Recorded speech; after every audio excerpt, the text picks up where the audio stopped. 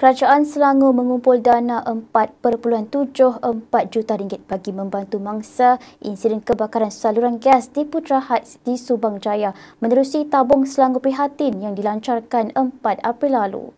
Menteri Besar Datuk Seri Amiruddin Syari berkata, angka setakat semalam itu hasil sumbangan pelbagai pihak yang prihatin dengan tragedi berkenaan serta usaha pemulihan yang digerakkan kerajaan negeri. Sebagai penghargaan, beliau merakamkan ucapan terima kasih kepada semua pihak yang telah menyumbang dan memainkan peranan dalam usaha pemulihannya.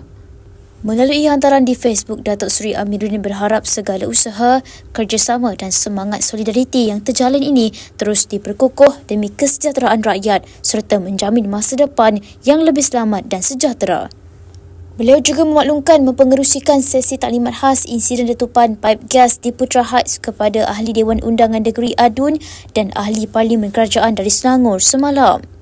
Ikuran tragedi yang berlaku, tabung Prihatin Selangor diwujudkan kerajaan negeri bagi menyokong proses pemulihan dan bantuan kepada penduduk yang terjejas dalam tragedi berkenaan termasuk pemberian bantuan tunai, baik pulih rumah dan penempatan sementara.